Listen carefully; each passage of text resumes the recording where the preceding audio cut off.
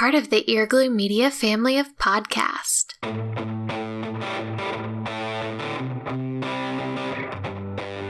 You're listening to the Cantina Cast, your home for thought-provoking Star Wars talk. Join Albert and Jonesy in breaking down the latest news, trailers, movies, and of course, your favorite characters from a galaxy far, far away.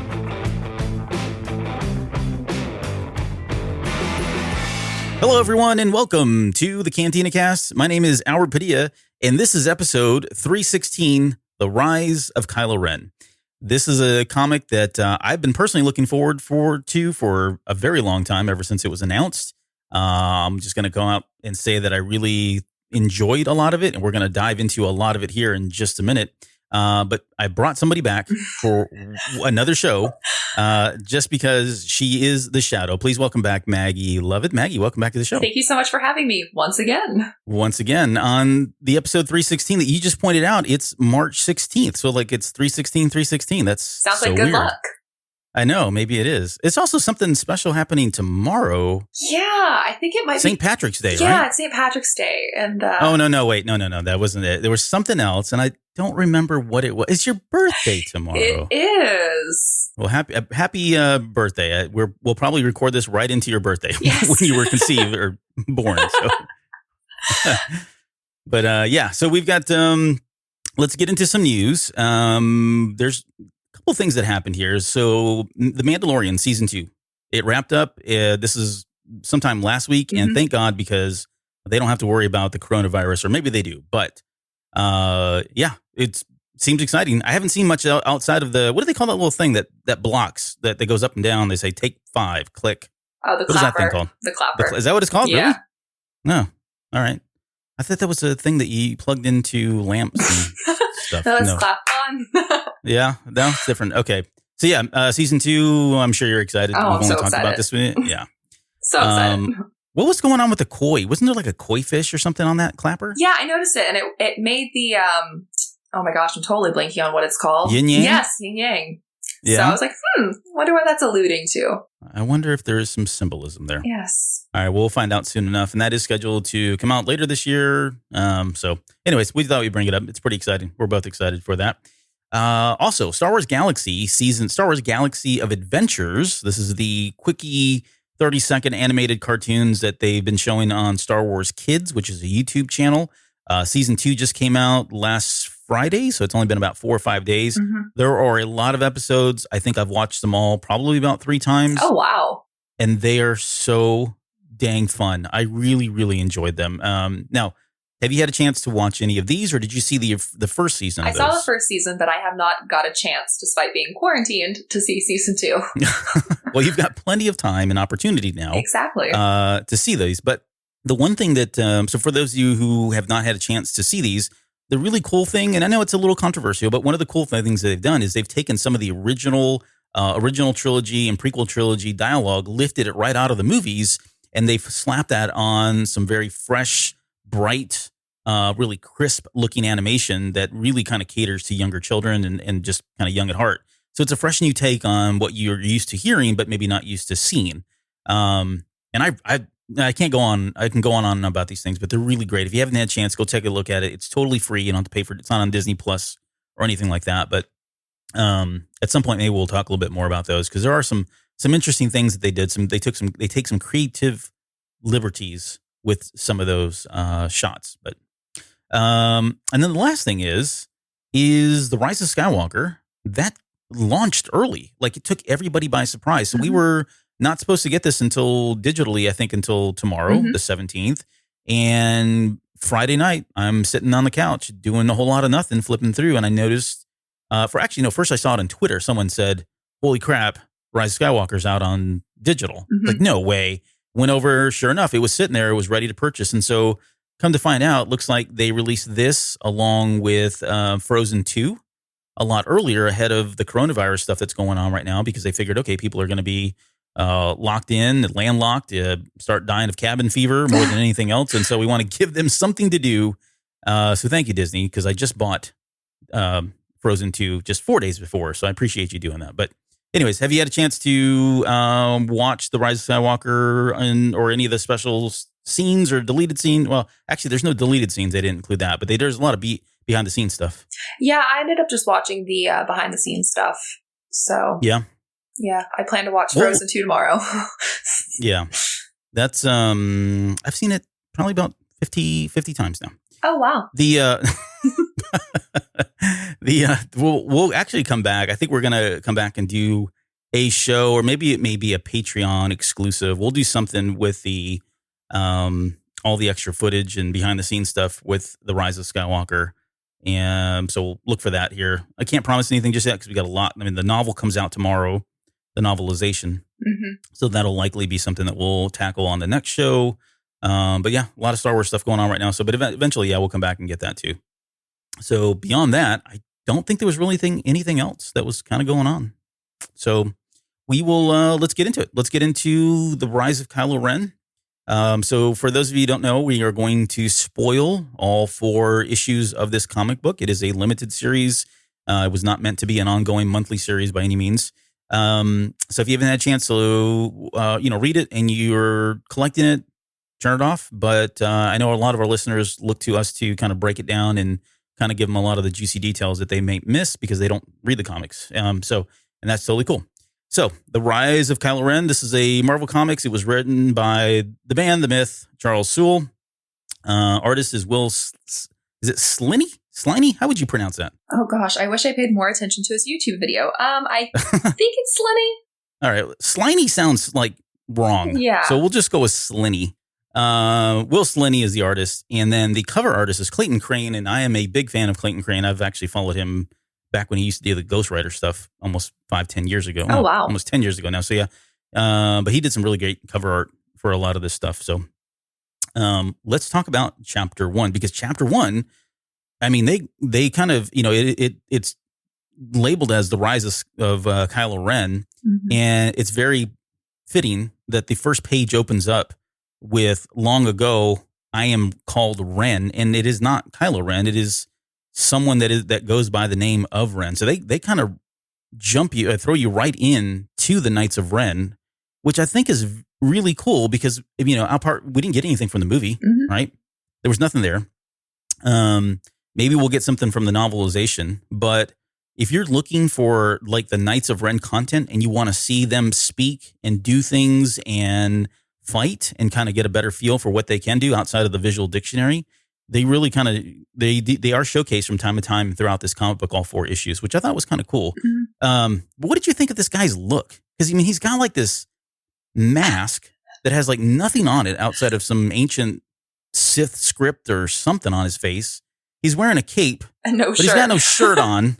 So, and I'm not, I mean, maybe this was the style. I don't know, but it just, I don't know. The look is cool. I mean, he looks menacing. He's got like blood dried all over him. Mm-hmm. Like he's never bathed in a long time. But anyways, is this what you would have thought of? I guess and this is like kind of like their de facto leader right now, this guy that's going by Ren. But what did you think of his look? I was very entertained because it's just not what you picture when you picture the Knights of Ren. But also, I remember when I first saw this, I was like, well, that would explain why Kylo Ren always wanders around without a shirt on. Oh, maybe. Yeah, that's a good point. And we'll get to this in a minute too, because I think there's a reference he makes about the mask, mm-hmm. and it, we've always, I'll go ahead and just talk about it now. So this guy wears a mask, and later in the comic book, he is trying to talk to Kylo Ren, and Ben Solo. I got to remember to say that because he's technically not Kylo Ren yet, but he's talking to Ben Solo as a kid. And there's a moment there where he looks at Ben Solo and he's like, "It's the mask. I know it's kind of intimidating. That's the whole point." And then he removes the mask. And so, when we first get into The Force Awakens and we saw all of that, we just assumed 100% wholly that the reason why he was in a mask was because of his grandfather, because of Vader. And this almost kind of alludes to that. Okay, yeah, it was probably 90% that, maybe. But maybe 10% of it came from this guy, because this guy is kind of intimidating, especially as a kid. And maybe this is something that he looked up to and thought, hey, I want to have that look. I want to be as intimidating as he is, or as I felt as a child when I saw him years ago. Yeah. Agree? Yeah, I agree with maybe. you. I wasn't looking at the shirt angle, but yeah, that's probably true. You have the much more profound route. Yeah, exactly. And so the premise of the first couple of pages is really like Ben Solo's not even a part of this. It is the Knights of Ren. They are looking for someone to join their ranks, and they've come across these two brothers. One of them is a brother that can, quote, touch the shadow, which we'll come back to in a second. And so that meaning he's force sensitive. And so it sounds there's kind of a battle that's gone on. These two brothers are left, and they're trying to recruit the force sensitive brother. And they kind of allude to the fact that, okay, we're going to recruit him, but the other guy's got to die because we need a good death in order for you to join our ranks, right? So when the other brother hears this, he suddenly kills the force sensitive. He shoots his own brother in cold blood and kills the force sensitive one because he wants to join. He knows that he's going to die. And the Knights of Ren immediately turn around and kill him. So now they're both dead. And they're just kind of like, oh, well, that didn't work out the way we wanted because they want force sensitive users. So two things here, and maybe get your thoughts on it. One, this kind of it establishes the fact that the Knights of Ren are all force sensitive in some way, right? They may not be as powerful as a Luke Skywalker or any of the Darths that we know, but they are definitely force sensitive. And then two, the mention of the shadow I thought was interesting too, because this is I can't think of another time, and I may be wrong, but I can't think of another time where they reference the shadow as the dark side. And it's used, that term is used throughout all four issues to when they speak about the dark side, they being the Knights of Ren. Thoughts on that? I think it's interesting. It's a different approach to the dark side. And I've always loved when these novels or these comics, explore the side of the story that we've never seen. Yeah. And also just like the individual approach to what we already know. So different names for things that we already have names for is always fascinating to me. Yeah. And there's another part on here too. There's a moment where he's talking about the lightsaber. So there's a moment where he says, don't follow me, friend. He says, you follow this, the Ren, and he ignites a red Sith lightsaber, which he uses. But he refers to it as the Ren. And then from that point on, he gets into talking about, the Ren doesn't stop to worry about what it's burning or right or wrong. And so you take him at its literal sense. You think the Ren is kind of like the sword. But then the way he starts to go on and on about it, it's almost like as though he's talking about the Force, right? And we've talked about this from the cosmic Force perspective and the living Force perspective that, the Force in itself wholly is not good or bad. It just is, right? It's what people do with it. It's how people manipulate it or people adopt it or, pair up with it that ultimately make it one side or the other. And it's kind of what he's talking about here. I just thought it was interesting that he initially talks about the lightsaber. It almost like they're one and the same, the lightsaber and the Force itself, although he never uses the term the Force itself. But it's an interesting take to your point that they would kind of go this route. From there, we get into like the title page after the brother dies. He makes a comment about let's go find something to burn, which I want to come back to in just a second. We get into the title page and then this is boom. It opens up and we are thrown right at the moment where the fall of the Jedi Temple of Luke Skywalker. And this is where I'm going to get really like mopey because this is the part that just rips my heart out because when you see Ben Solo, he's standing there. He's got his lightsaber. He's got his blue lightsaber out. We know that he was just attacked by Luke Skywalker moments ago. And right now in his mind, he thinks I've killed Luke Skywalker. So he's already torn apart. And he's just kind of sitting there staring at this temple. And when we got the story that we got in The Last Jedi, am I wrong in saying that we were led to believe that Kylo Ren burned down the temple? Like something like he went immediately after this, burned the whole thing down, and he was responsible for it. That's definitely the story that Luke presented. But they did set it up to show that Luke might have been an unreliable narrator. So I was really, really excited to see this brought to some audience to be able to see that maybe Ben didn't actually burn down the Jedi Temple, or at least wasn't as guilty in it all as we were led to believe, which was always part of my theory. So it was really nice to see confirmation. Yeah. And there's actually a lot in this comic series that confirmed so many theories. It really did. And the biggest one is this reoccurring theme, I guess, for lack of a better term, that he has truly been manipulated and continues to be manipulated in all aspects of his life. Yeah.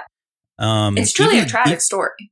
No, it is. And that's what I'm saying. Like, I won't get into a debate here because you're not one to debate with me on this part because I think we have the same approach inside here. But, there's certainly people out there who feel like, yes, he may be a victim. However, he's responsible and it's for his own actions. And I don't 100% buy that at all. Mm-mm. I'd say about 5%. But especially when they tell the story the way it is, right? But nonetheless, he's definitely devastated by this. And at that moment, we get, and we're going to come back to this about whether or not he was framed, because I have a theory that's maybe kind of obvious. It's kind of on the nose, but we'll get to it here in a second. But the arrival of I guess I'm going to call them the antagonists. I don't know if they really are. I don't know what the literary term would be for these guys, but they're Jedi. So you've got 3 Jedi, they're primary Jedi students. There's Vo, Ty, and Hennix. And these 3 Jedi were out on a mission. So they weren't in the temple when it went down. So they survived, obviously. And they're coming up to the temple and they notice it's in flames. And you've got, Vo, who's a female. They're all humans. Well, no, only 2 are humans. Vo, she's female. She seems to kind of like resent Kylo Ren. Yes. In some way. Almost like they were kind of constantly competing with one another. And then you have Ty, who seems to be like his best friend. Maybe not. Maybe that's a strong word, but he definitely connects with Kylo Ren, and they kind of allude to him being somebody that was able to kind of get through to him whenever he got into his moments or was in his funk. He was kind of able to kind of bring him out. And then you had Hennix, who was kind of like he was kind of happy-go-lucky Jedi, very inquisitive, almost acted like maybe an older than of the 3. But anyways, they come up and they see him standing there. And the one thing that was interesting, I think it's Ty says that he can no longer sense Luke Skywalker. They sense that Ben Solo's down there, but Luke is not. So do you think Luke at this point shut off? We know he cut himself off from everything in the Force. But do you think he did it immediately in this moment? Or do you think there's something else that would have caused them not to be able to sense his presence? I do. I think the shock of what he let himself be led to do probably triggered that, like, trying to sever himself from the Force, or at least putting up a mental barrier to keep others away from him. Because I feel like if you had this sudden compulsion to kill your nephew and you came out of it right at that moment and realized what you were about to do, I feel like I would peace out really fast. Yeah. Right. But it is interesting, and obviously it's to play up the angst of the moment. Yeah. So these guys, they obviously see what's happened. You've got I think you've got 3 perspectives here. You got Vo, who's like, okay, it's obviously Ben Solo who did this, and she's just, she's got other things that she's got, other acts to grind with him. So she immediately lashes out and wants to stop him and forcefully. You've got somebody like Ty, who's kind of more reserved. Hey, let's talk about this. This isn't, really who he is. He's trying to be like kind of the peacekeeper. And you got Hennix, he's just kind of really caught in between. Like he could go either way. So you've got 3 dynamics here in terms of what they want to do. But ultimately, they feel like, okay, if nothing else, we need to stop him from trying to get away because he's going to try to run. So they get into an altercation. They try to stop him, which fails. He's able to really just kind of use the Force to paralyze Vo and get away. And then just before he does, he uses telekinesis and sends a bunch of rocks and stones and everything else. And one of those hits Hennix in the side, which kind of puts him down. So that allows Kylo Ren to finally get up and get away. It's interesting though, because they say that he's not trying to run. He's actually, or he's not trying to escape. He's actually trying to run. He's not going anywhere. He said he's just he's running. Right? He's scared. He's trying to get away from all of this, which again goes back to, if he wasn't evil, even with his uncles, standing right over him, trying to kill him, his motive at this point was nothing more than, I just need to get away from here because a lot of bad things have happened. I don't know what's going on. I'm confused. I'm angry. I'm hurt, physically, mentally, emotionally. This is not, a cold-blooded murderer, a cold-blooded killer. No right? part of how he reacts tells me that he did anything on purpose at all. Yep. So they decide they're going to go ahead and try to track him, and track him through the use of the Force. And we get some more references to the Shadow here. And you got Ty basically pleading. He's like, I told you Ben wouldn't hurt us. He's not a murderer. Maybe we can track him to the Force. So they end up going through and trying to find him. And it's when they're on. So I guess we're going to fast forward just a little bit here because I do want to talk about a moment where they finally confront Ben Solo in space. Mm-hmm. And there's a moment there where Ben Solo, it looks like he has a shot to take him out. He has a shot to kill him, but he doesn't. Yep. And I won't spoil it. You can tell him what he does here. Hang on, I'm pulling up the page. So he has a moment to take them out. What he does is he ends up shooting the I don't know. It doesn't really explain it, but he does just enough to kind of incapacitate the vehicle. He clips them.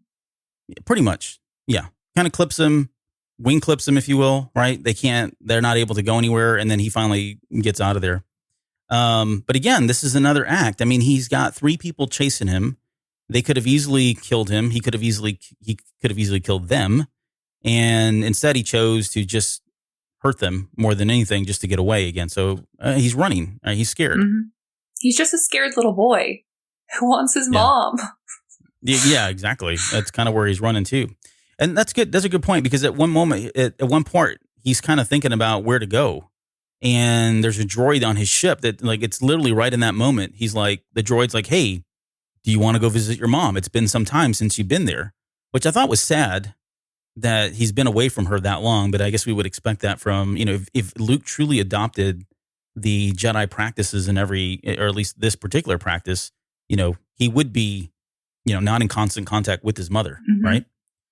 Which, that says a lot too. I mean, we've talked about the Jedi in not so good terms about just that act alone doesn't seem like a really, I don't know, honest thing to do to kids. Yeah, it's terrible. Yeah. But the droid's like, hey, don't you want to go see your mom? And right before he can even answer, he hears a voice. This part, as soon as I saw this part when I was reading the comic the first time, my stomach just dropped. Well, what is it about it that did that? Because Snoke is such a predatory figure, and I hate it so much. And I feel like a lot of people in the Star Wars fandom really downplays just the severity and the creepy factor of having had this voice quite literally preying upon Ben since he was inside of his mother's womb, and this always being this voice. And so seeing it finally physically seen for everyone to witness is just chilling. And we'll get to that scene here in a second. That voice that he hears, it says it happens. Did it not? We both thought it might. Skywalker feared you, feared your strength. He was always small. And again, it's all this predatory stuff that mm-hmm. he's doing, right? He's just playing up to Ben Solo's fears and doubts and all of that. And then we get a flashback moment, and this kind of hits.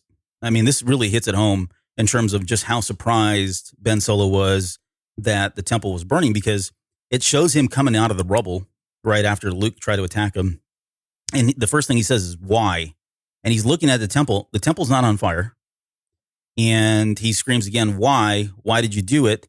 And I'm assuming he's talking about Luke Skywalker. Maybe. That's probably a good enough theory. But as soon as he starts seeing the smoke and the red flames coming up from the temple, he says, what?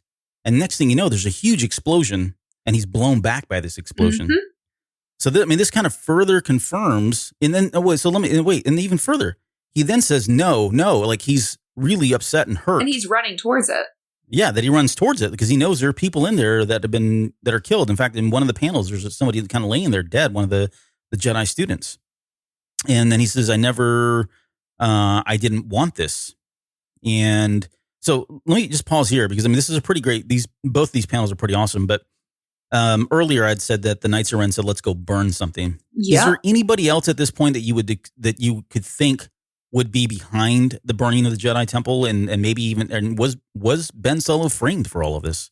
Yeah, I feel like he was framed for it, especially if they knew that he was a person that was just waiting for the spark to set him off. I feel like this incident could could have easily be like something that they foresaw happening that would lead him towards the Knights of Ren. Yeah. So do you think this was orchestrated by Snoke and or Palpatine? Yes. Yeah. Unfortunately. Yeah. And they never confirmed that. No. But I mean, I can't think of anybody else who would have gone to this great length, right, to kind of set all this up. And I thought it's interesting. I'm going to steal again something from a little bit later. But later on, when he finally makes his way to the Knights of Ren and wants to kind of prove himself and tell them that he wants to join them, he actually says, "I burned down the temple." Mm-hmm. Like he owns it, and I don't know if that's him just kind of pounding his chest or posturing in some way or just fibbing to kind of make him blow himself up a little bit more than he really is. But I just thought it's weird that he would be sitting there saying that to the actual people that burned the temple down, right? And there's also the flip side of that. Since he is someone who has been manipulated and led to believe so many things based on a voice in his head, it's very possible that he could believe that he did do it. Yeah, that's very true. I would agree.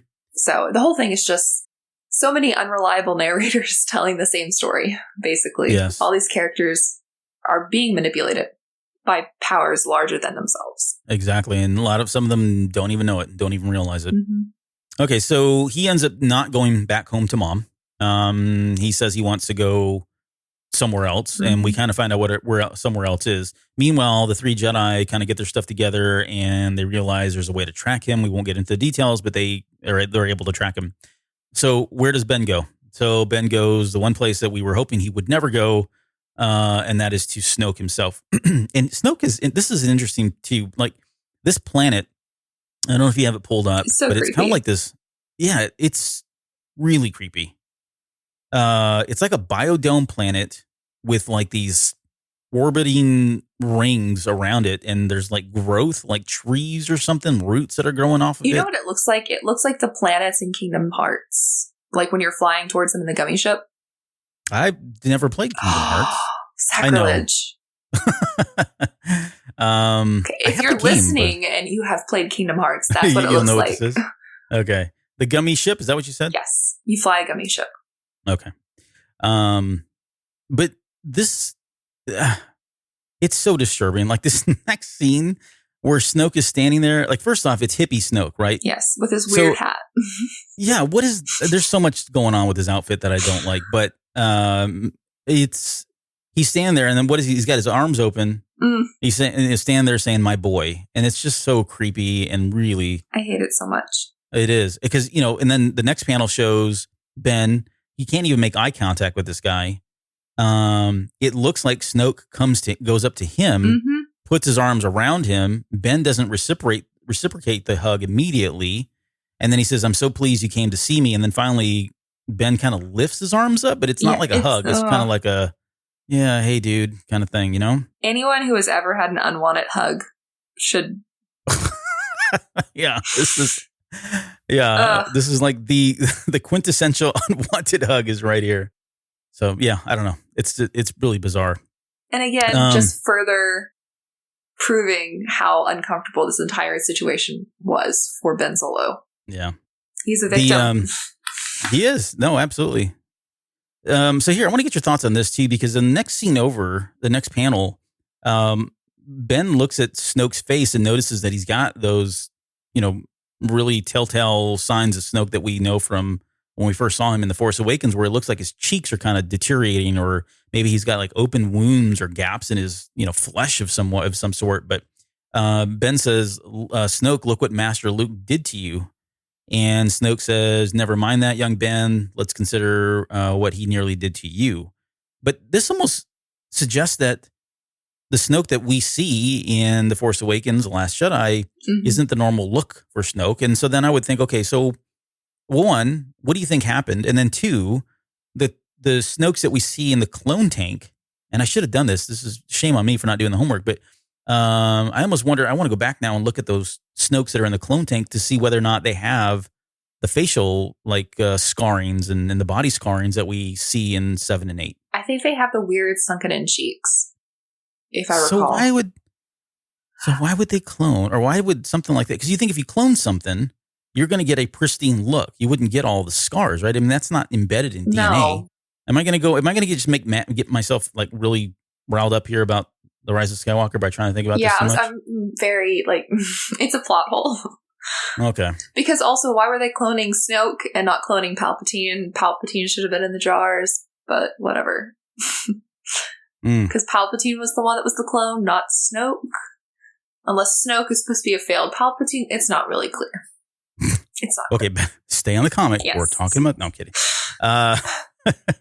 But yeah. So, anyways, I guess there's something here. Any ideas? Any thoughts about what Luke would have done, or do you think it's a lightsaber battle, a duel of force powers, or something? I would assume. I wish this was answered. I'm wondering if they will come back to this in some way. I mean, do you think we've seen the last of Snoke, or do you think they may dig into this a little bit more? I kind of hope they bring up more Snoke stories because I'm really curious about what the character was supposed to be. Yeah.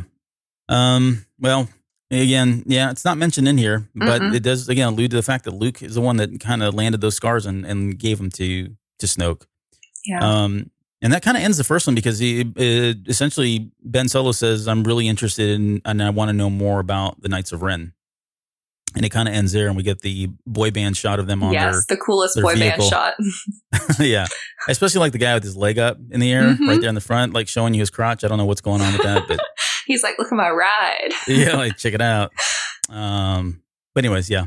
I do like Ren though. I don't know. Maybe it's the shirtless. I don't know what it is. But he's cool looking. And then so let's get into chapter 2. And this just kind of picks up. We're back with Snoke and Ben, and they're kind of talking about this planet now, which I thought was kind of interesting because you see it, and it's kind of a mixture of a lot of dead things and a lot of things that are living. And Snoke says it was built by other people to kind of hold back the dark. I took this to mean the dark side. Yeah, it's another name, right? Another term. That Snoke uses out of nowhere. But he says it's an oasis of light in the great shadow. And so again, he says the dark, the great shadow. And I'm starting to wonder if like some of these terms are terms that when we get to like not the old Republic, the High Republic, if maybe this is the terminology that was used or more commonly used during that era.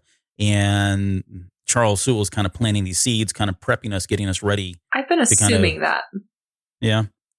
It is interesting, just because I've never really heard it before. He also said that the original people of this planet died, and he says, you see what denying the nature of things brought them, the nature of things, powerful light, powerful dark, balance in the force. That's that's what I thought of when he said, denying the nature of things. But I don't know, I may be reading too much into that. Let's go. What else is going on here?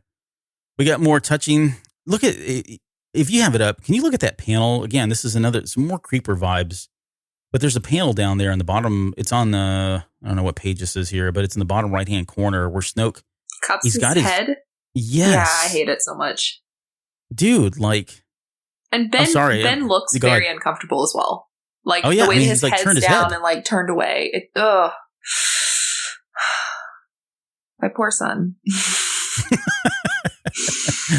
Yeah, it's really creepy. Anyways, and I jumped ahead here, but I just, that's the one, like that shot, like you look at all of these panels, and that's the one thing that just kind of springs out as he's sitting there caressing the back of his head, which is gross.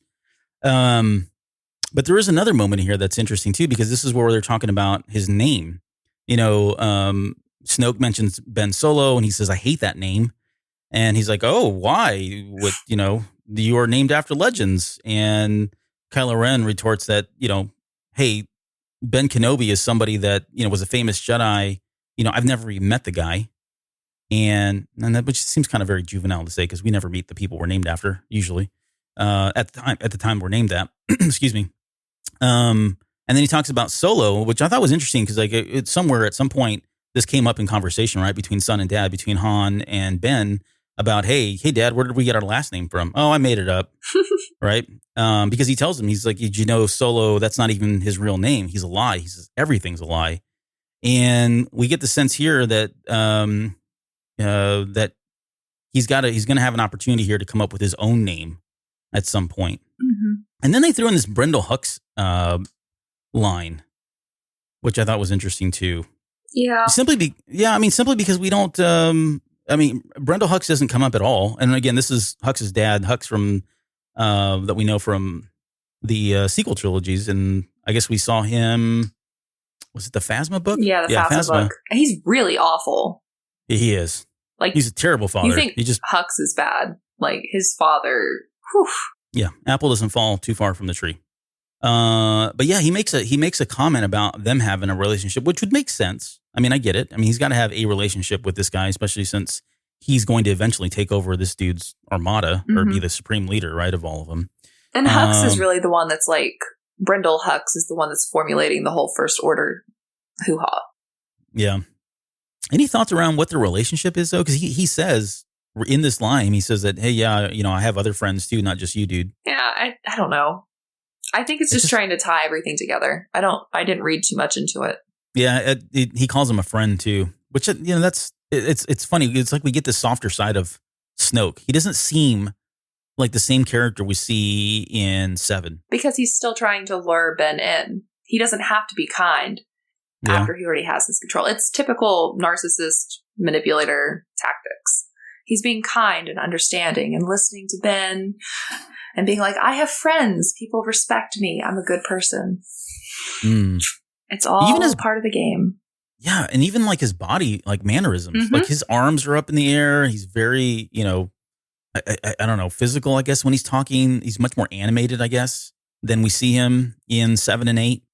So do you think this is all part of that farce, all part of the play? I think it's all part of the game. Yeah. So then we get the sense that he asked him about his name. And this is where Ben says that, oh, I've had a name. I've always thought of a name, but you'll think it's kind of silly. I don't want to say. And Snoke is encouraging him. He's like, no, you need to, whatever you think it is, that's true, right? If it came up when you were a kid, that's when, we're purists and that kind of thing. And so they don't really say it, I don't think, anywhere in the comic. He never says, I'm Kylo Ren now, right? Mm-mm. But in this moment here, we do get a confirmation that the word Kylo from his Kylo Ren name that he will take later down the road is something that he came up with as a child. Now, not the Ren part, that's coming a little bit later once he becomes the leader of the Knights of Ren. But Kylo is the childhood name that he used to go by, I guess, maybe when he was playing or some kind of alternate ego. It reminds me of that the meme that goes around on social media from time to time. Like, you take this many letters from your mother's maiden name and this many letters from your father's last name. And he was like, Skywalker, Solo, Kylo. Yeah. Which is adorable and just totally sounds like a childhood. Yeah. I mean, so many of us still use our pseudonyms we used as children. Yeah. Okay. And then, so here we get to one of my favorite parts of the book, because we get a flashback now. Mm-hmm. So Ben walks away and we get a flashback. It cuts to the title page. And it just says years earlier. And we immediately see Lars Santeca. Mm-hmm. We see Luke Skywalker and a very young Ben Solo sitting in the back seat. And they're on their way to a ancient Jedi temple of sorts that we get a direct reference. And we didn't even know it at the time, right? This comic came out months before the official announcement of Project Luminous and the High Republic. But there's a throwaway line in here where Lars says that the temple that they're going to may have been from the High Republic era, which I thought was crafty. Thank you for Mr. Sewell for putting that in there. Yes. But one of the more disturbing things is that you see Solo in the back and Snoke is talking to him. Mm-hmm. I mean, he even calls out to me, like text him, if you will. He says, "It's all well, my friend." He says, "I sense this quiet in you." And then Ben tells him, "Oh yeah, we're on our way to a temple and, whatever." But any thoughts around how come Luke doesn't sense this? I don't know. Like, how is he able to communicate one-on-one contact with Ben, and Luke can't sense, as powerful he is in this moment, can't sense a dark side presence of any kind? I don't know if it's one of those situations where you're so close to the situation that you overlook it. Yeah. Or don't see it. I mean, it kind of reminds me of, the Sith being right in front of with Palpatine right in front of the Jedi the entire time, and Yeah. yet they weren't able to know or do anything about it. Plus, I feel like Luke is aware that Ben has this darker quality to him. Yeah. And maybe he just assumes if he doesn't mention it, nothing will come of it. True. Which is such a fatal flaw. Right. They also mentioned that they're going there. So they're on the way to this temple. There's some old Jedi tools. We get a tidbit that Ben likes the old weapons, which would speak to his affinity for the cross-saber hilt. And then Lore Santeca says that many tools over the generations, not sabers, used kyber crystals. Again, I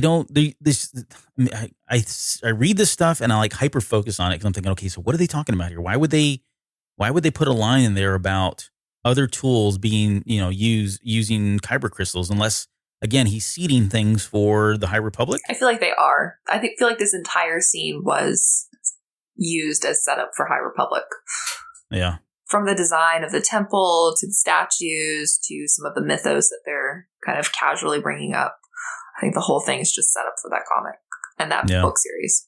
Yeah, so they get to this Jedi temple, and Luke calls it a treasure trove. I mean, there's tons and tons of stuff in here from the High Republic era. In one shot, we got a Sith holocron that's just kind of casually sitting there on a shelf. There's a Jedi holocron. There is I call it a light rifle. I don't know what else to call it, but there's if you remember the Jocasta New pulled one out, right? It's like a rifle that's powered by a kyber crystal. There's one of those just casually sitting there, and Luke sees it and that sort of thing.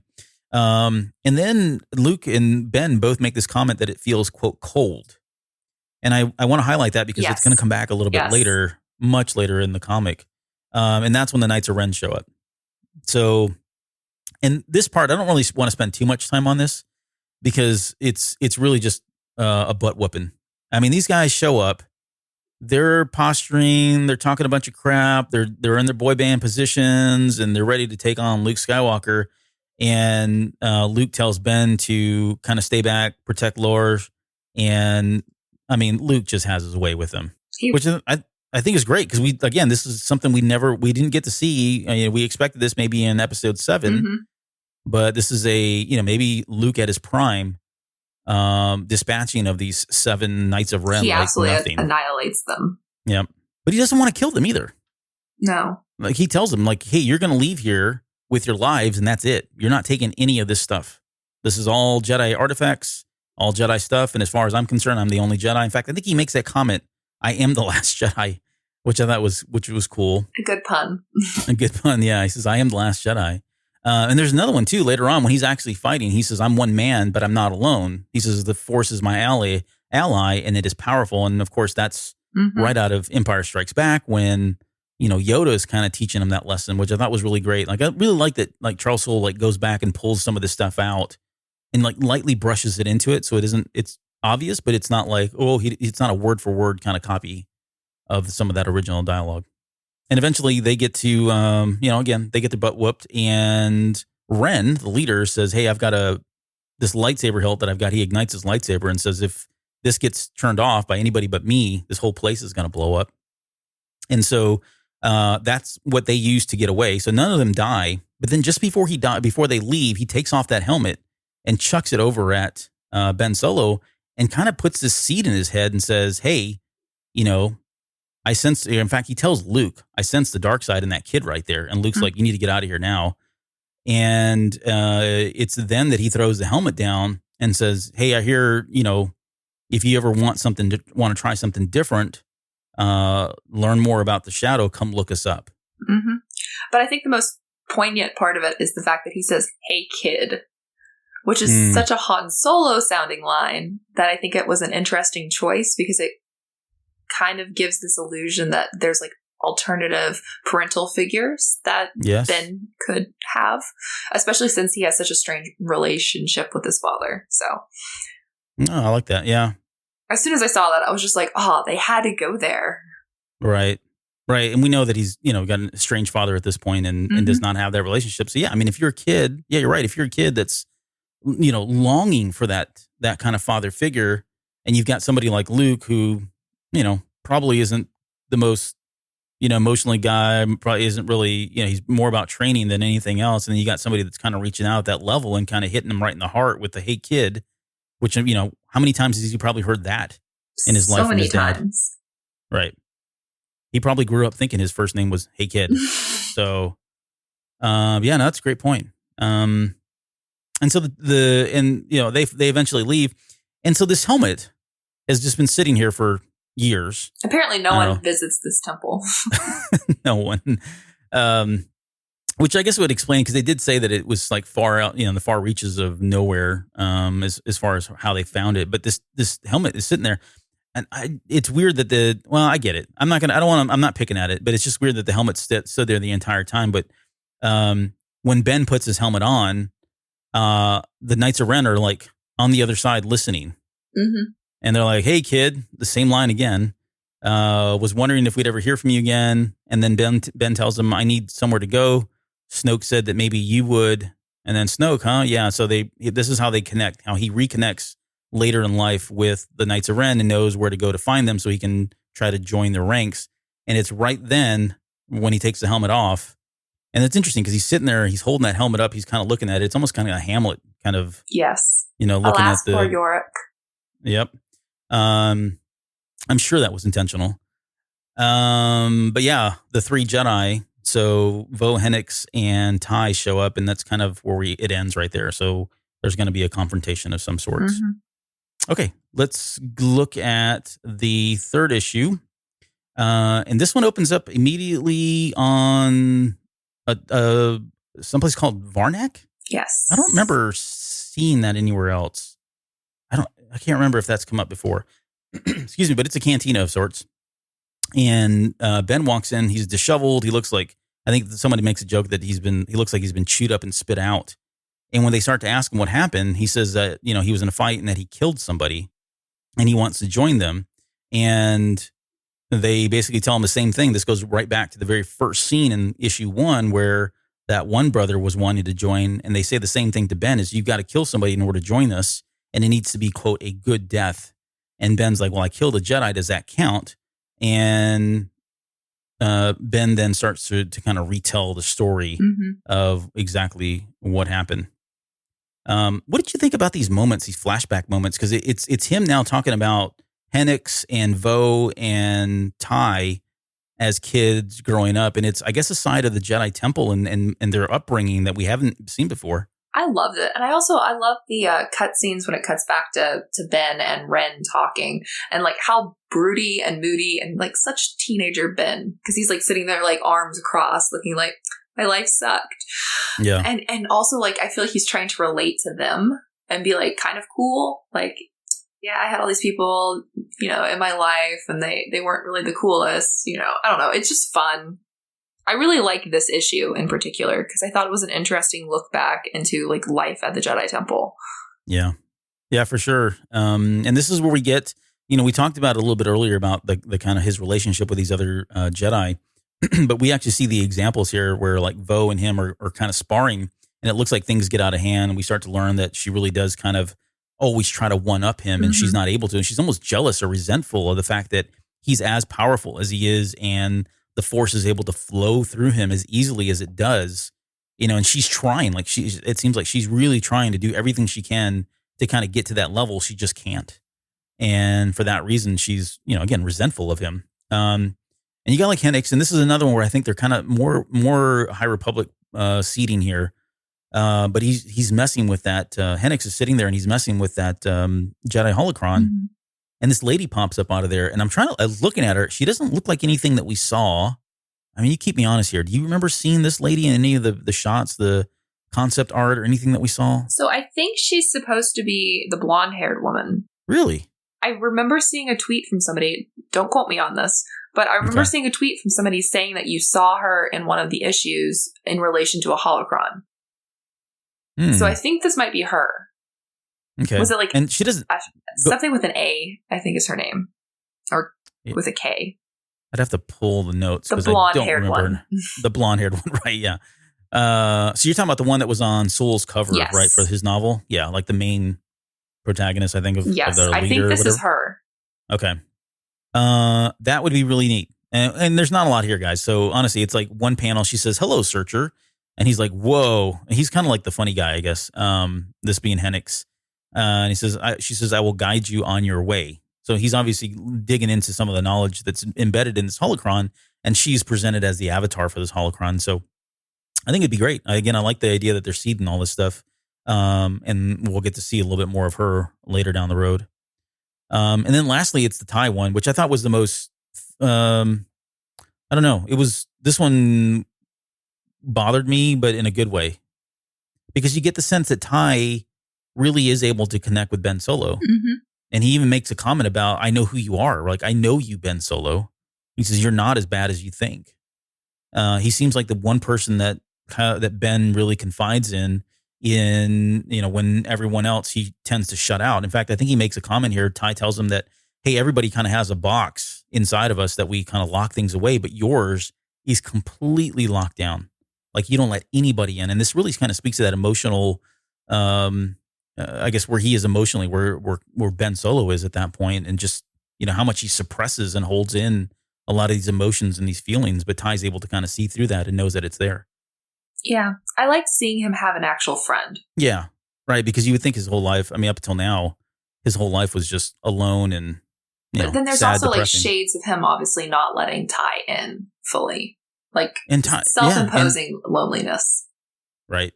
Yeah, it is comforting that he did have a buddy, at least someone that, wasn't trying to compete with him, respected him, but was trying to connect with him just kind of on a friend-to-friend level and be there for him whenever he needed. Mm-hmm. And this plays out a little bit later, right? It does. This is going to impact very quickly here in the next couple scenes.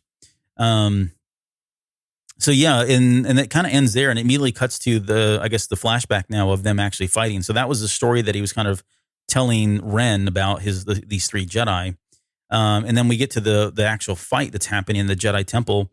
And there's a lot going on here. It's mostly Vo trying to, go after him once again. There's a moment during the battle where he force pushes Vo off, mm-hmm. and then tries to catch her so that she doesn't hit the ground. He kind of suspends her in the air with the force. And right at that same moment, Hennix is flinging his lightsaber out at him. And so Ben has to make a decision, right? Do I let go of Vo, or do I allow this lightsaber to hit me? And he decides to let go of Vo, return the lightsaber, and that's what ultimately it starts swinging back towards Hennix and kills Hennix. Mm-hmm. So that's his first confirmed kill. But even then, I don't, it's not really clear in terms of, you tell me, was it clear, like, because he's really trying to hold on to him. He says, "I can't hold on much longer. I can't hold on." Right. And once again, we see a clear picture of people attacking Ben and Ben not trying to hurt them in return.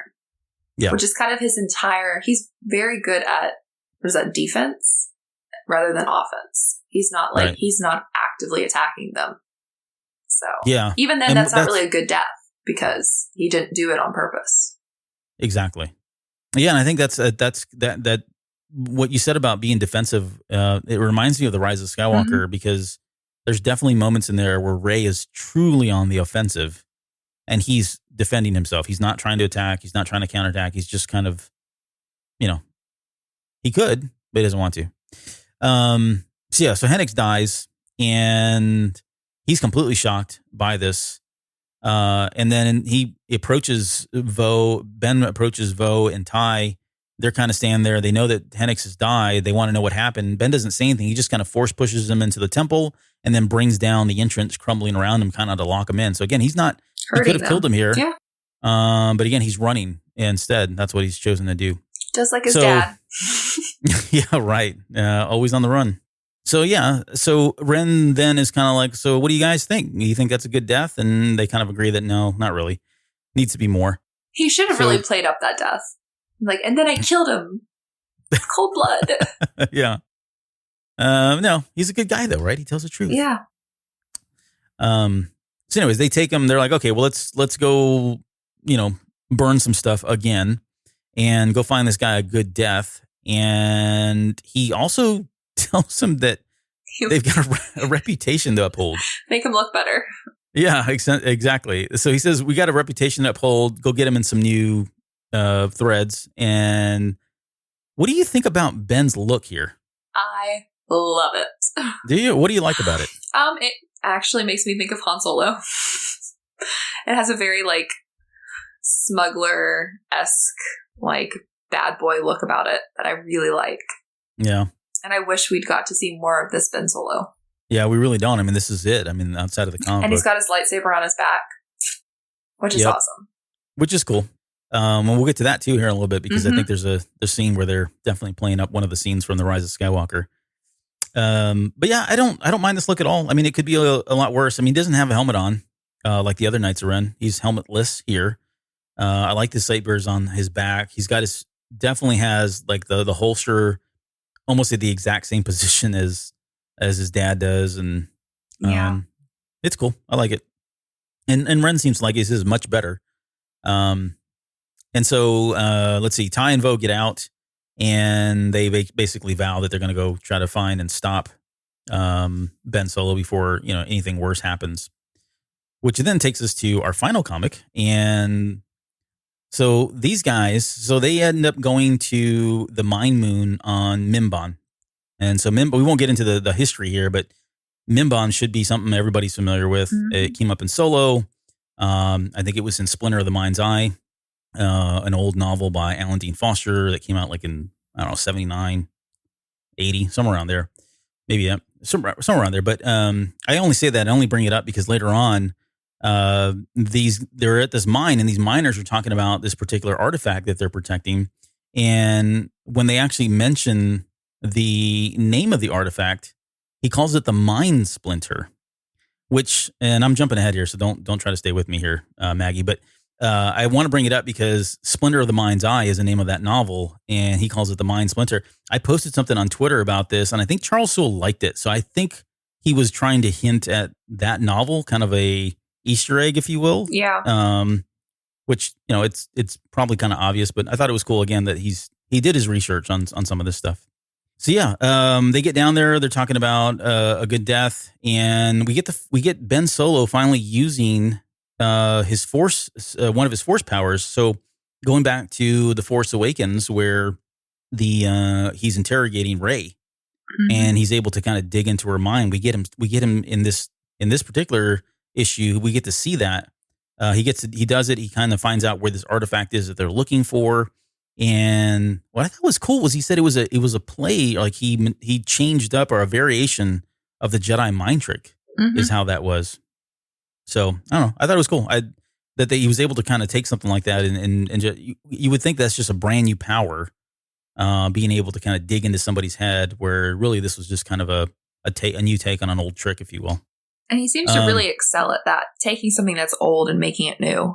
Yeah, that's a good point. And then we get more Snoke. Mm-hmm. Right, more Snoke telling him what he wants him to hear. There's I love the panel when they kill the people he was interrogating. I love the panel of Ben being like, "But you said that you would release them." Again, he's such a good boy. He's actually shocked because he didn't. They were going to kill them, and then he was like, "No, let me do this. I can get the information out of him." And they're like, "Okay, good, cool, good job." And they go ahead and kill him anyways. And he's kind of like shocked, like, "What the heck?" Yeah. And then right about then, so Ty and Vo show up. So they were able to kind of trace him back, and they get into some words back and forth. The basic stuff. We're going to stop. You won't. That kind of thing. And when Ren asks him, "Who are these people?" because they call him Ben. The past is all he answers.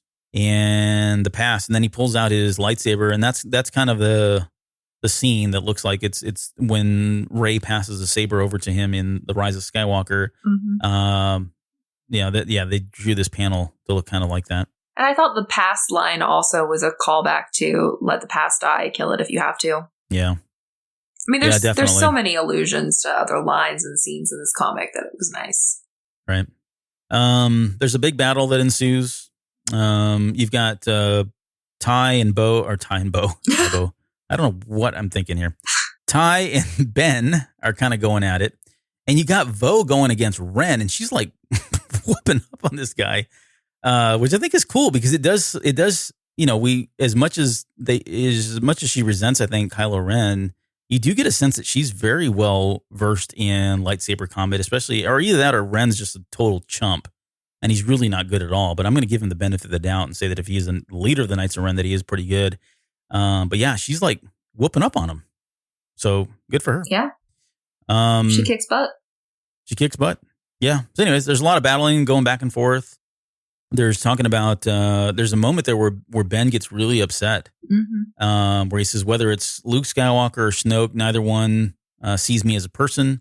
I'm just a legacy, just a set of expectations, which I thought that kind of speaks to a lot of things, right? It speaks to a lot of the pressures that somebody of this bloodline would feel, right? Yeah. And it was one of those things that when I read that, I kind of like set the comic down because I was like, and then Rey just goes and takes the Skywalker name without any of the pressure or the weight or any of it. Right. I'll just own this. No problem.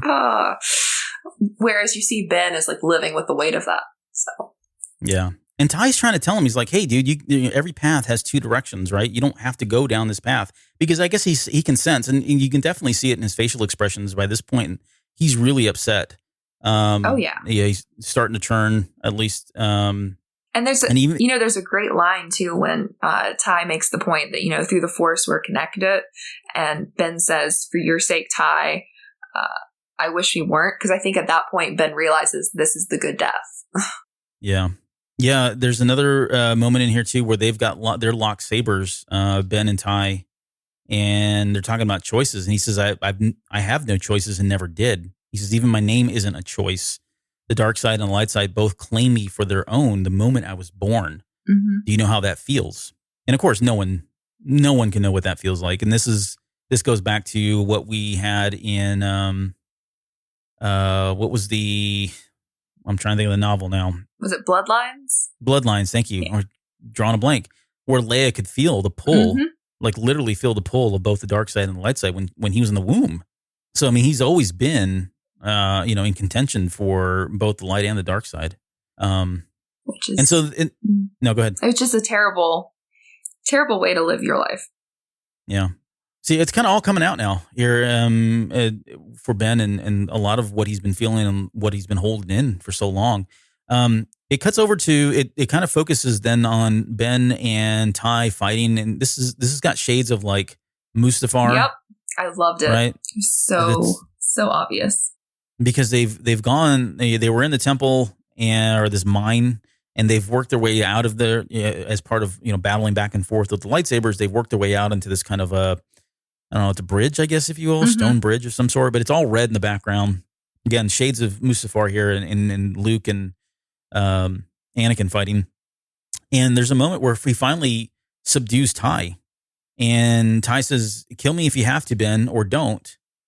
Be the man who you are. He's almost challenging him to like, hey, rise above this. You don't have to do this. Just be who you are. And you can see it on Ben's face. It's almost like he's... Oh my gosh. What's that? It was just Ben's face in the panel. Yeah. Like he snaps out of it just for a brief moment. Mm-hmm. And this is where the tragedy happens. And you kind of get the hint like, okay, he's going to kill Ty. At least that's what I thought when I was reading it. And it turns out he doesn't, because right then it's Ren who, or was it Ren? Yeah, I think it was Ren. Yeah, it's Ren. Snaps his neck. Yeah. Snaps his neck. And I think that's kind of pretty much what sends him, over the edge at that point. And, this moment also has shades of the moment between him and Han later on. Yes, exactly. Yeah, right. Where he's getting He's torn also apart. out on a bridge. And it's all shaded in red. Yes. But in that moment, he's the one who reignites the lightsaber. Yep. And gets himself the good death. Yeah. So here's where now, okay, so we've got Ren who killed Ty. And now Ben's really pissed off at Ren. And so he pulls in, I think it's Hennix's lightsaber. I forget now. It's one of them. He goes double wielding on the two blue lightsabers. Mm-hmm. And, there's a great line here where he says, you don't want to live in the shadow. And Ben says, true. He says, I am the shadow, which reminds me of like, I am the Senate. Yes. But it is interesting that it's almost I kind of read this as, okay, this is definitely the moment where he finally accepts the dark side. Yeah. Because from here on out, he's just like, it's just a bloodlust. He's ready to kill this guy and anybody else that kind of gets in his way.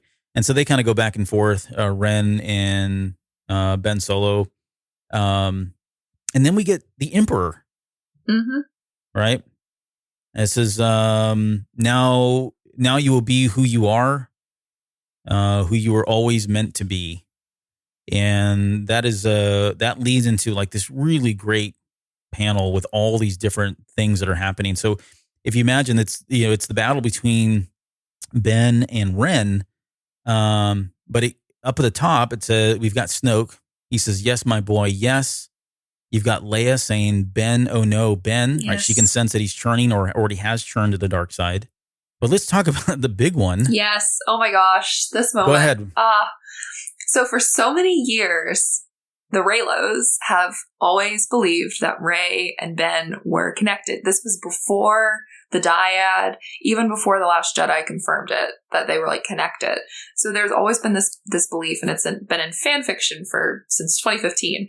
And so to have this moment right as he's getting ready to turn, a flash sideways, I guess, to Jakku, to Rey feeling something go cold, is just so powerful, and it was so gratifying to finally have this confirmed in canon that they have been connected their entire lives.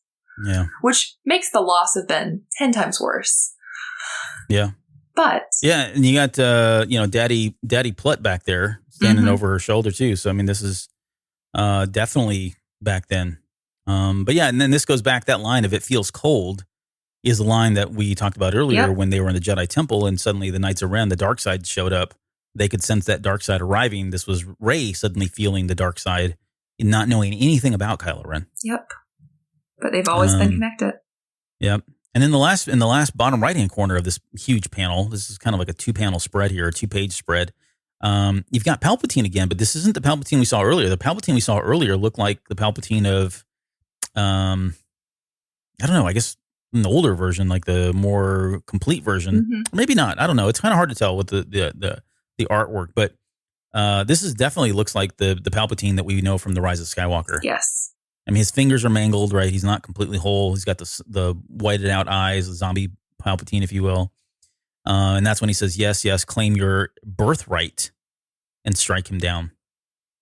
And he's trying to obviously push Kylo or Ben Solo into killing Kylo Ren, which he does. Yes. And so he says, "Here's your good death." And he tells that to Ren as he stabs Ren through the heart with one of the blue lightsabers. Now, just moments after that, you've got Vo. She's still alive. She's kind of on her back.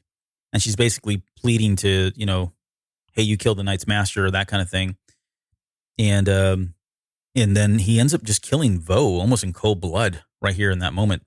But do you think he turns to the dark side when he kills Ren or when he kills Vo? I think when he kills Vo, because he uses the red lightsaber, and also the way that the scene is framed with it's blue all around the shadows of their figures, and then it's red right around the moment that he stabs her. Yeah. And I think that's the true moment, because Ren was, yet again, it was in self-defense. And Ren was a bad person, but Vo wasn't a bad person. He killed an innocent. And so I think that's the moment that he truly goes to the dark side. Yeah, I would agree. And also this panel is just so devastating with the, why do you even want to live? I feel there's so many shades to that. Yeah, there's so many shades to that.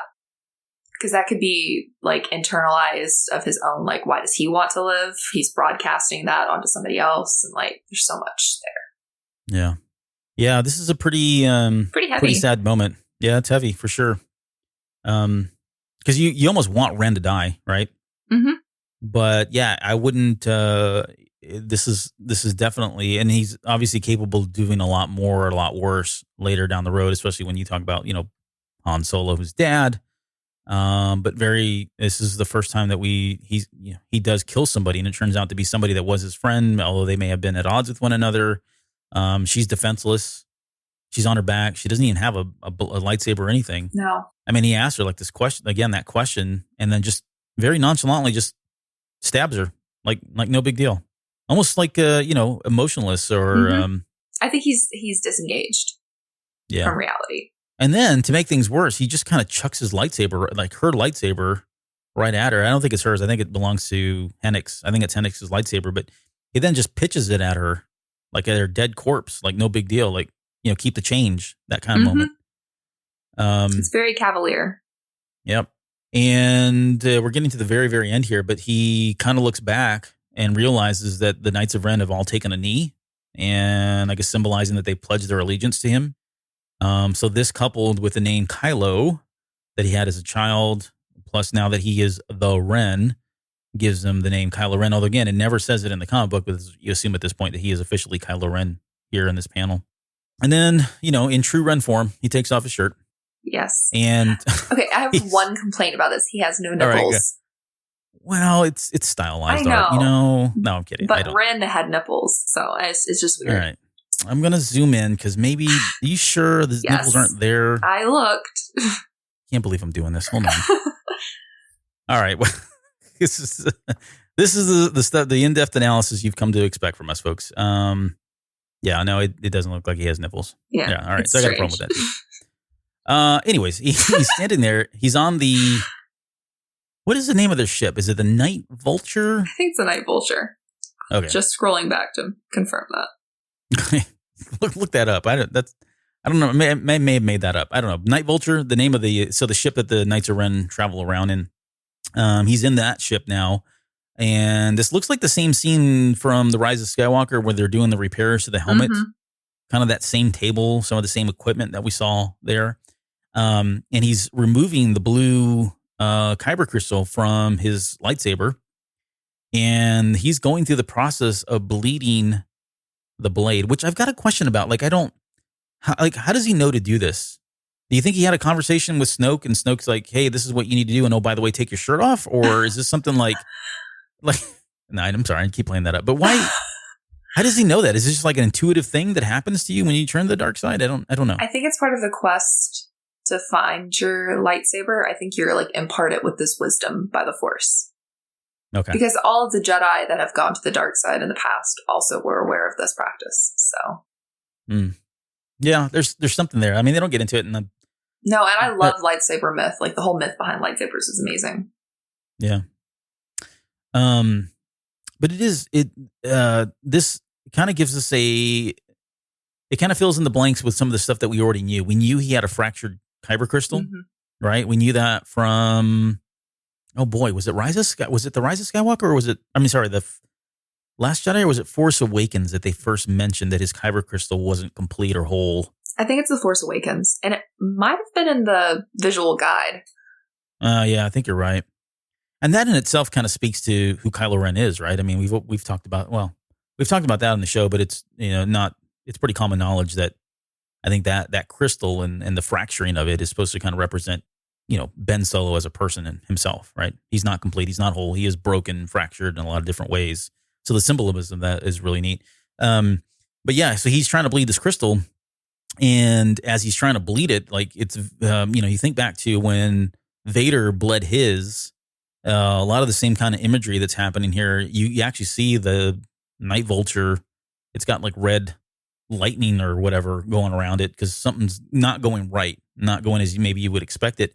And as he's holding this lightsaber, he's holding that kyber crystal on his head, you've got a picture of like 6 people that I would argue are very, very important to him in his life, or have been, and very pivotal and very important in his life. Mm-hmm. You've got Luke, Lando. Yep. Han. Leia. Chewie and Louis. Yeah, Louis. There's Louis. No, Chewie, Leia, and then you got Ty. Mm-hmm. So yeah, I mean, I thought that was cool that he snuck that one in. Maybe they had enough room. They're like, hey, we can probably get a head in there. Let's do Ty. A nice little bald head. Nice little bald head, and he fits perfectly right underneath his elbow. But no, seriously, these are the people, right? You think about these characters, and they probably at some point had an impact on him to kind of lead him up to this event where he's able to kind of bleed the crystal. There's also some other really fantastic imagery in here. The red chains behind the figures as well. Eventually I will come on this podcast and talk about the whole compulsion to repeat and breaking the chain.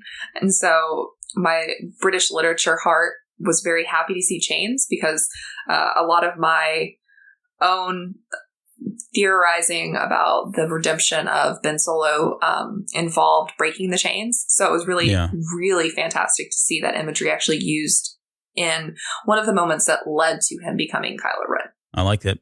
And honestly, I hadn't even caught that until you pointed it out. And you wouldn't expect chains to be used here, but yeah, it seems like that is very purposeful now that I look at it. Yeah, no, great catch. So the bleeding goes unsuccessful. In fact, you can see him. He's looking at it. His hands are bloodied, and you're looking at the kyber crystal, and it is broken. It looks like it is like two pieces or it's not in two pieces, but it looks like a piece is missing, like it is cracked in some way. So he puts that into his old lightsaber, tries to ignite it, and the whole thing kind of fizzles out and burns. So what does he do? He takes it and puts it into that hilt. So I got a question, because it ends right here. I guess it's Snoke, or maybe it's Palpatine, maybe it's Vader. I don't know. It doesn't really say, but someone asks him in his head, "What is your name?" Yeah. He's holding the cross saber hilt. He ignites it, and that's how the comic book ends. He doesn't say anything, doesn't do anything, but that's how it ends. First question is, any thoughts around who's in his head at that point? I still think it's Snoke. Yeah. Because of the whole conversation about his name earlier. Yeah. And so I think it's a callback to that. And that's the moment that he truly has become Kylo Ren. Yeah, I would say 90% sure it's Snoke as well. Mm-hmm. It's just really hard to kind of think about those things, because you don't know who's who. Exactly. And who's real. What's in his head, or who's speaking to him. And I also noticed earlier in the moment when he's getting ready to kill Ren, and you hear Palpatine and Snoke, they have the exact same text bubble.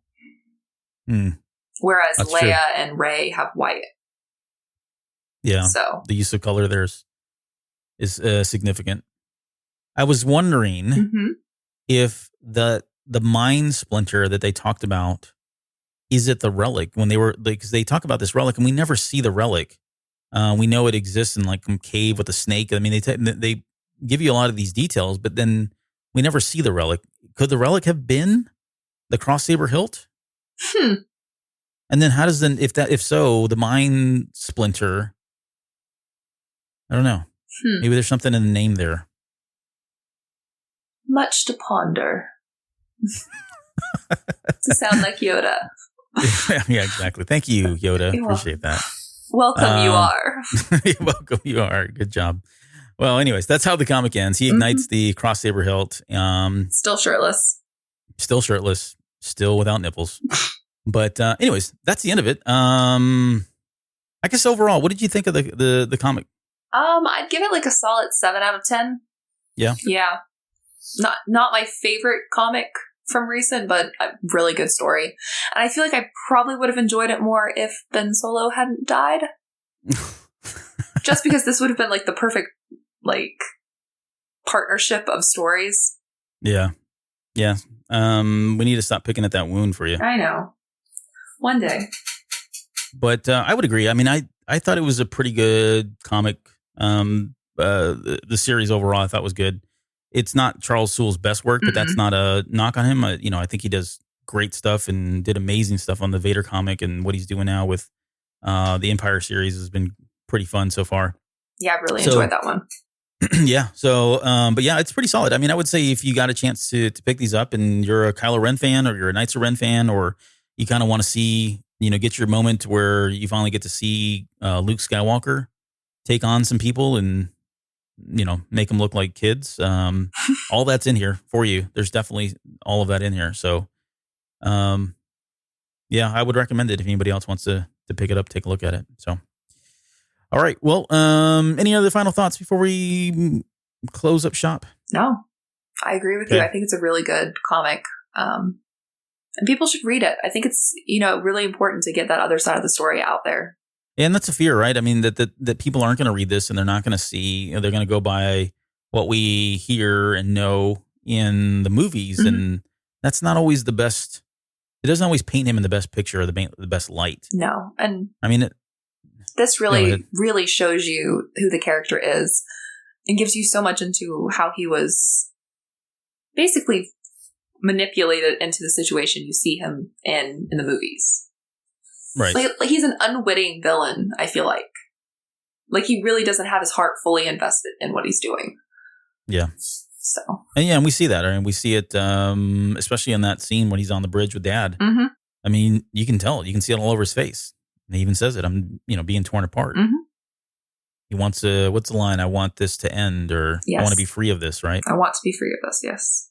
So, yeah, this is it. You get to see a lot of that here. All right, let's talk about the network before we get out of here. You got a show coming out. I do.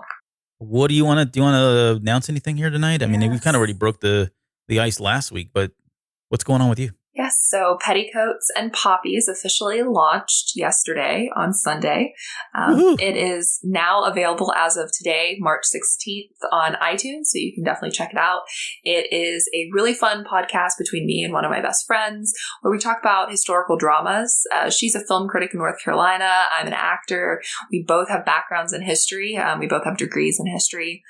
So we're kind of putting those two loves together and talking about a different period drama every episode. The episode that just launched, we talk about Emma, which, because everybody is quarantined in coronavirus, Universal is releasing all of their films that were in theaters before the shutdown on video on direct or whatever, digital on direct, however they call it. Everybody has a different name for it, but should hopefully be available for home viewing like the end of this week, next week. So if you haven't watched Emma yet, you'll get a chance and then listen to our podcast. And we're super excited about being part of Earglue Media. Oh, thank you. We're glad you're here. This is definitely new territory for us. We really wanted to start branching out and start bringing in new shows and providing a variety of different content of shows. And you guys, man, you hit it out of the park, honestly. I'm not just saying that because I edited the show. I think you guys did a really great job, especially for the first show. And if you guys are interested in that, even if you're not, please give them a listen. Download it. You guys, again, you can find it on Apple iTunes. You can find it on Google Podcasts. They're on Spotify. You can find them on, we've got the RSS feed. We'll get that out there if you haven't seen it as well. So we'll put that in the show notes. But yeah, you guys did a great job. And I've seen the Gwyneth Paltrow Emma, but I think that was part of kind of like a sign of the times, right? She was pretty prominent as far as actors go at that time. Yes. And when that movie came out, you're like, Emma, what is this? I'll go see it because it's got Gwyneth Paltrow in it. But it was a pretty good movie. But I don't want to spoil anything because I know you guys touch on that about the accuracies there and the inaccuracies of that movie. But I thought it was good. Yeah, the movie was good, and your show's good too. So well, thank you. Take a listen to that. We're really excited. Yes. What else? The Film Appraisers. They've got a new show out, and it is on one of my favorite movies of all time, The Princess Bride. So the guys have run through that. They've appraised it. You can kind of see where it ranks up. Does it top their number one movie still in terms of appraisals? You'll have to find out. I just want to say that the top movie that's been appraised on that show is the movie that I did on the show with them. So you're welcome. And then as finally, again, Earglue Media, we are looking for additional podcasts. We've got a few more shows that'll be coming out here very soon. So look forward to those. I don't want to spoil anything just yet because they're still in the works. But yeah, if you're interested in joining the network, you've got a podcast or you've got a great idea, go out to eargluemedia.com. There's an application that you can fill out there. And you can talk to myself, Mike, or Jonesy a little bit more. And we can see about getting you hooked up over here on the network and get you behind a mic. Lots of fun. Shout outs. Oh, look, it's another Maggie feedback. So this is from John Riley. John says, wow, loved hearing Maggie on the Cantina Cast the last few episodes. What a treasure to get her Star Wars insights along with her elegance. More Maggie, please. Oh, thank you. Yeah, elegance is definitely a word I would use for you, not for me. But yeah, thanks for being here. You have your moments too. You can be elegant. Thank you. John, thanks so much for the feedback, and thanks for being a listener of this show. We certainly appreciate your patronage. It's awesome. Thank you very much. Okay, before we go, if you want to contact us, we are on Instagram at The Cantina Cast, Twitter at The Cantina Cast, Facebook /The Cantina Cast. You can send us an email at cantinacastfanmail@gmail.com. Or if you want to text and voicemail, you can do that, 803-717-CAST. That's 803-717-CAST. And of course, you can find us on just about every podcatcher that's out there. We've got a Discord server if you want to come in there and post memes. We just redid our Discord server, so there's new channels. It looks totally brand new and different. And you can find all our hosts there as well. Most of our hosts there, I should say. And then lastly, if you want to financially support the show, help keep the lights on, help things keep going, you can visit us on Patreon and pledge a couple different things that'll give you some exclusive links to some of the additional footage or content that we create, like Cantina Radio, hosted by yours truly. So yeah, take a look at those. We'll put all those links in the show notes. And thank you guys for listening every week. All right, we're coming up on an hour and 30, so this is about the time that Mike starts to cut the show, even if we are still speaking. So we'll end it here. Next week, I have a returning guest. It's not Jonesy. Not yet. He's coming. Don't worry. But I do have another guest that's coming back to us, and we'll be talking about maybe the Rise of Skywalker novelization. You have to tune in and see. But Maggie, before we go, any last words? No, I think I've said everything I can think of. We have officially rolled into my birthday. Oh, well, happy birthday. We'll go out with singing happy birthday. We'll do the Marilyn Monroe version. So, no, I'm kidding. I'm not going to do that. We'll do it after the mic show. Yes. Okay, so happy birthday to you, and we'll see you guys next week.